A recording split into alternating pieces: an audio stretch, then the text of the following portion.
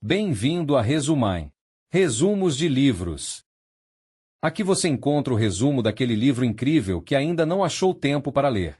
Se você ainda não é inscrito, clique no botão e faça parte do nosso canal. Ative o sininho para receber em primeira mão as novidades. E deixe nos comentários qual livro você gostaria de ver por aqui. A Revolução dos Bichos, de George Orwell. Em uma fazenda inglesa isolada, um grupo de animais decide se libertar da exploração humana. Inspirados pelas palavras do velho porco-major, que em seu leito de morte prega uma sociedade sem homens, onde todos trabalham por si e para o bem comum, eles se revoltam contra o fazendeiro Jones e tomam o controle da propriedade.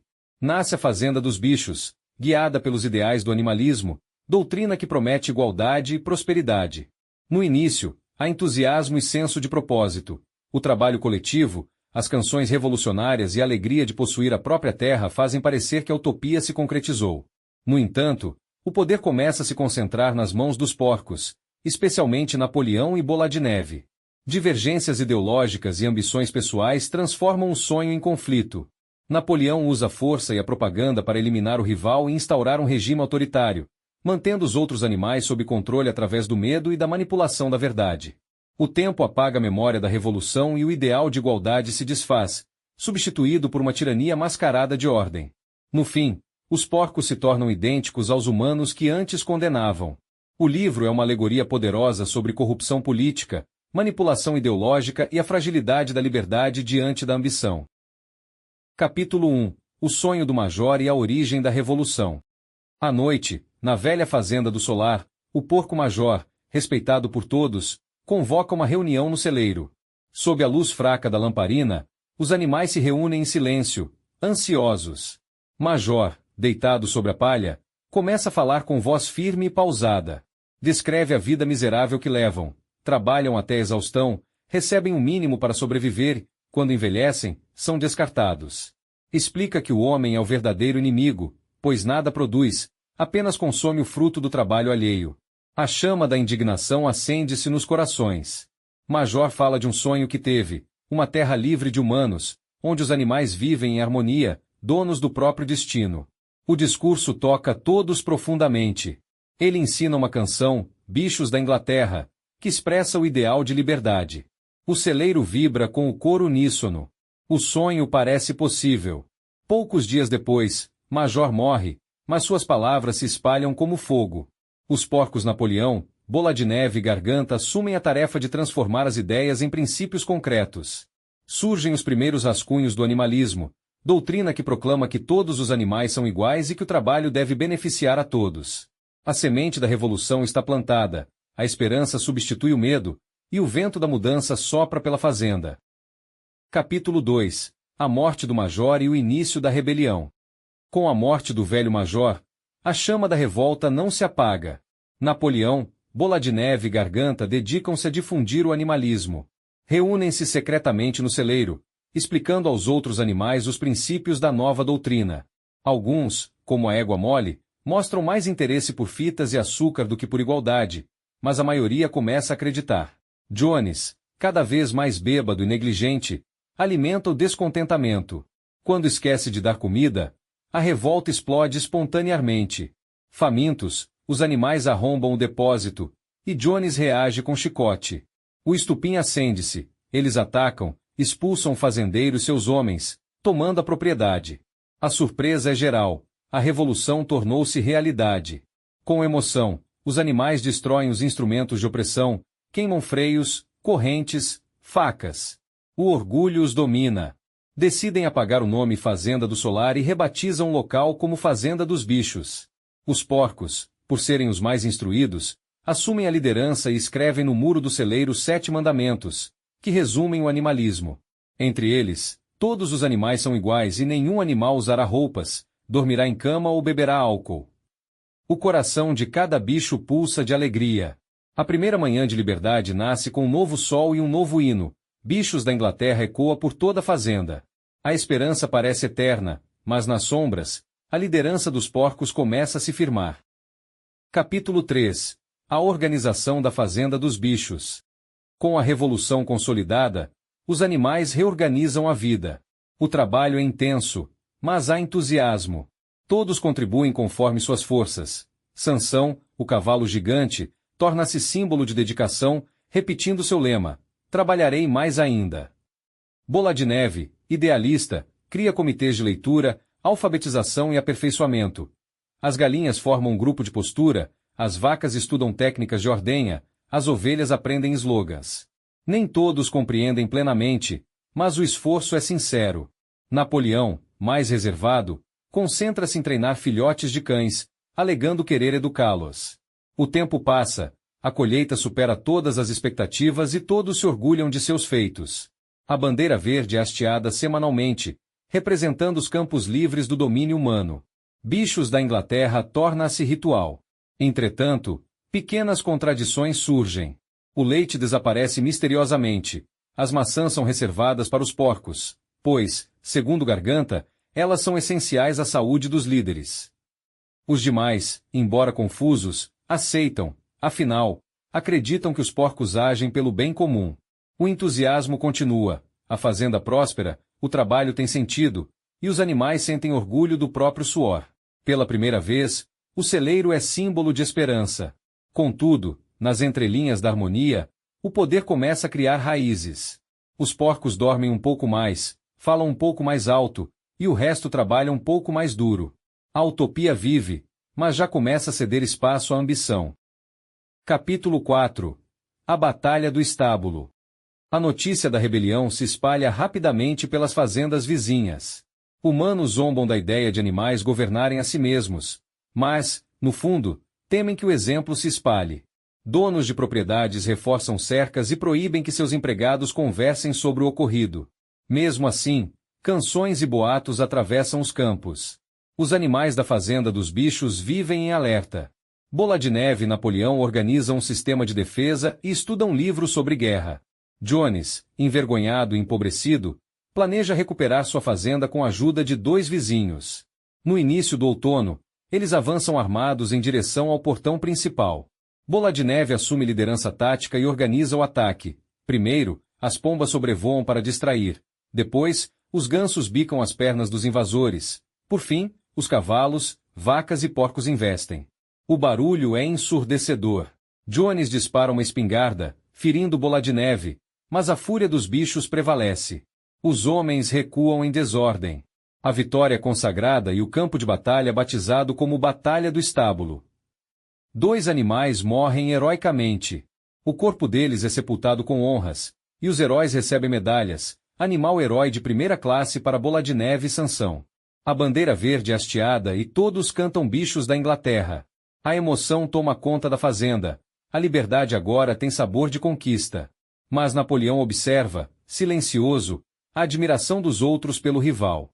A glória de Bola de Neve planta sementes da inveja. O orgulho coletivo transforma-se lentamente em terreno fértil para disputa pelo poder.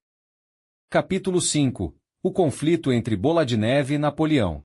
O inverno chega e as tensões aumentam. Bola de Neve e Napoleão divergem em quase tudo. Bola de Neve acredita na modernização, quer eletricidade e progresso. Napoleão defende a força bruta e o controle rígido. As assembleias semanais se tornam campos de batalha verbais, com discursos inflamados e a plateia dividida.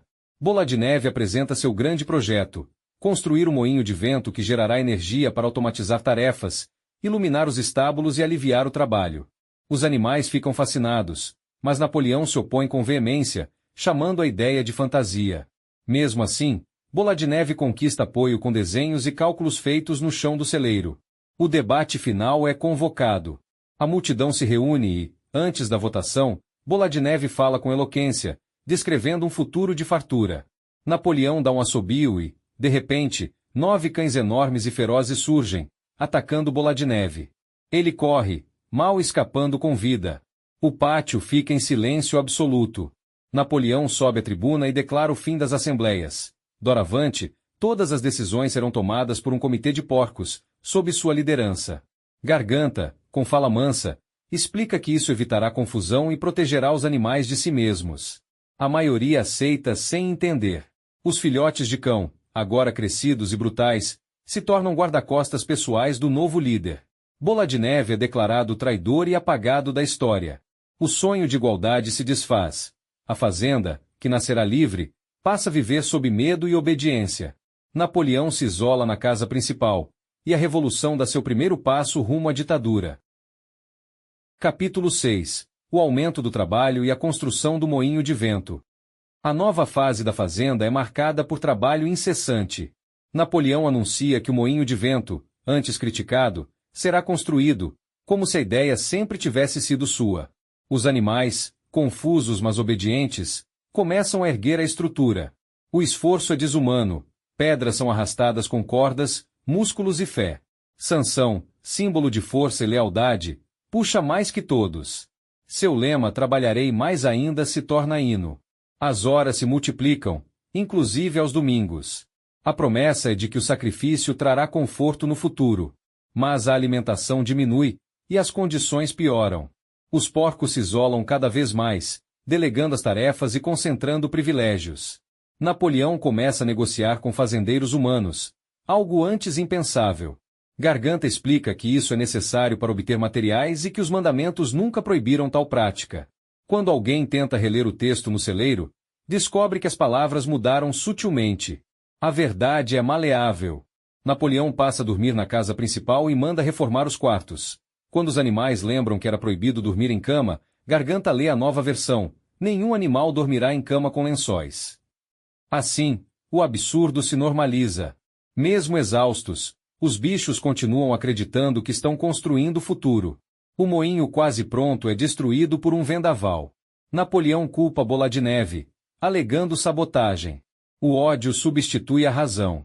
Os animais, dominados pela culpa e pelo medo, prometem reconstruí-lo com o dobro do esforço. O ciclo de exploração se repete, agora travestido de revolução. O sonho do major começa a desaparecer na poeira das pedras quebradas. Capítulo 7. As traições, confissões e execuções. O inverno se instala com crueldade. O frio corta o ar e a comida escasseia. O moinho destruído precisa ser reconstruído, mas as forças dos animais estão no limite. Ainda assim, eles seguem em frente, movidos pelo medo e pela fé cega na liderança de Napoleão.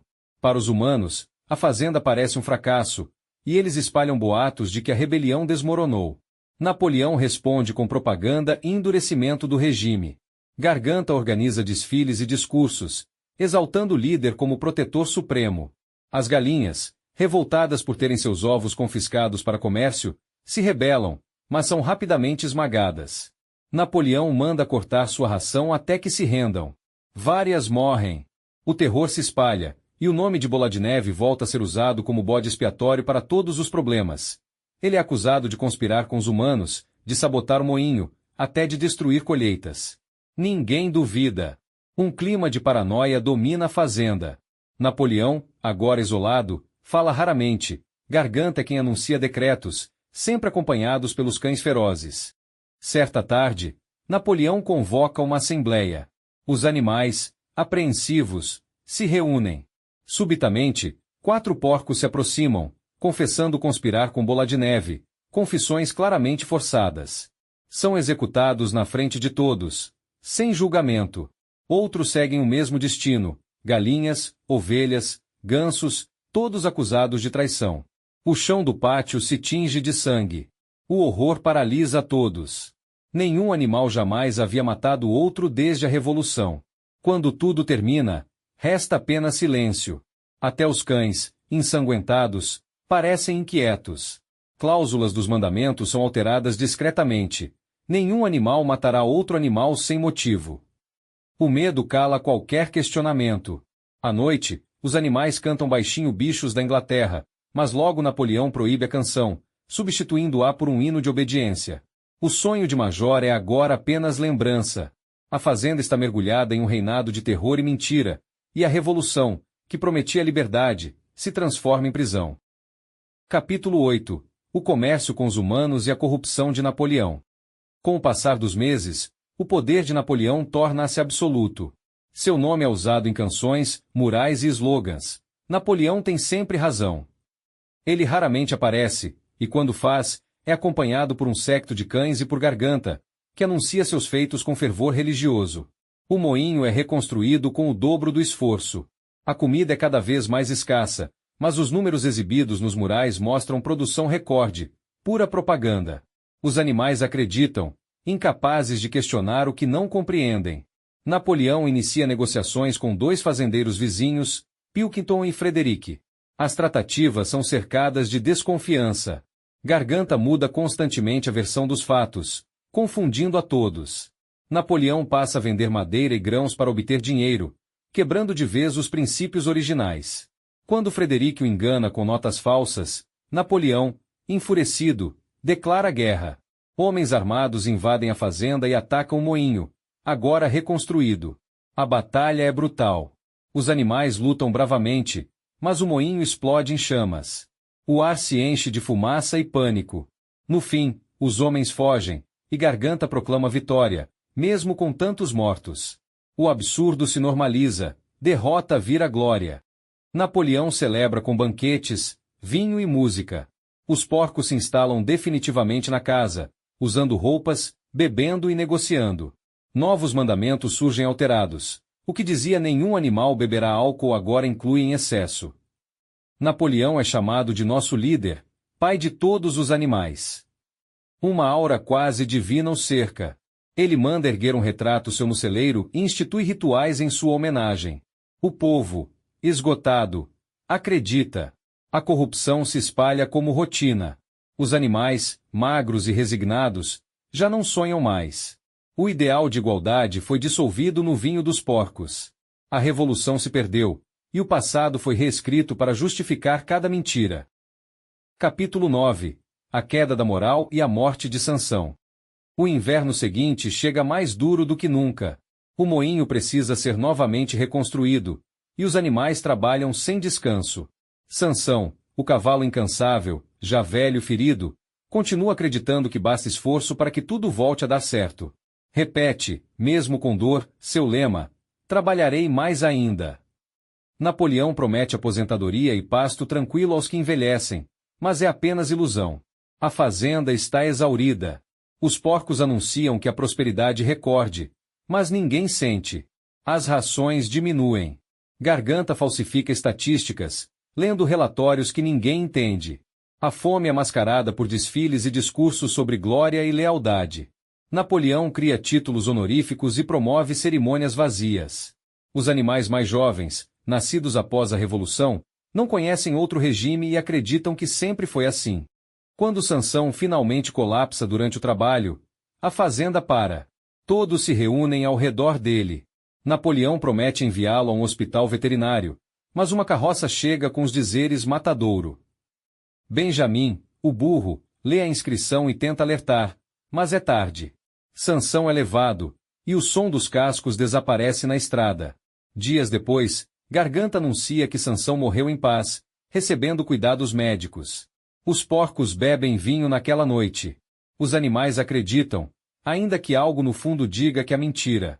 O dinheiro obtido com a venda do cavalo é usado para comprar mais álcool. A vida segue, e o moinho, símbolo de esperança, é terminado. No entanto, não serve para aliviar o trabalho. É usado para moer grãos e gerar lucro para os porcos. O sonho de liberdade e fraternidade está morto. Restam apenas corpos cansados e memórias distorcidas. Capítulo 10. A transformação final. Os porcos tornam-se iguais aos humanos. Os anos passam. Muitos dos animais originais morreram. Novas gerações crescem sem conhecer Jones nem o ideal do velho major. O trabalho é árduo como nunca, mas todos são ensinados a acreditar que a fazenda sempre foi livre e próspera. Garganta exibe relatórios e gráficos para provar que a vida está melhor, embora ninguém tenha mais o que comparar. Napoleão envelhece, gordo e recluso. Os porcos agora andam sobre 2 pernas, usam roupas, fumam cachimbos e carregam chicotes. O celeiro, antes sagrado, mostra apenas um único mandamento: todos os animais são iguais, mas alguns são mais iguais que os outros. Os porcos recebem visitas de fazendeiros humanos e fazem banquetes em conjunto. Do lado de fora, os outros animais observam pela janela, incrédulos. Lá dentro, porcos e homens brindam, rindo e jogando cartas. Napoleão discursa, declarando que a fazenda voltará a se chamar Fazenda do Solar. Os princípios do animalismo são oficialmente abandonados. Os rostos dos humanos e dos porcos se confundem, há traições, risadas, gritos. Do lado de fora, os animais olham de um para o outro, incapazes de distinguir quem é quem. O ciclo se fecha, o opressor mudou de rosto, mas a tirania é ainda pior. A revolução termina onde começou, só que agora o inimigo veste sua própria pele. O sonho do major, de uma sociedade justa e igualitária, se converteu na mais amarga das ironias. E enquanto o vento sopra sobre o campo silencioso, os olhos dos animais refletem o mesmo vazio de antes. A constatação de que a liberdade, uma vez corrompida, é quase impossível de reconquistar. A conclusão é que os porcos se tornam ainda piores que os humanos, pois ao tomarem o poder, destroem um sistema que, embora explorador, ao menos alimentava todos, substituindo por uma tirania vazia, faminta e hipócrita, onde nem liberdade nem pão restam aos que acreditaram na revolução.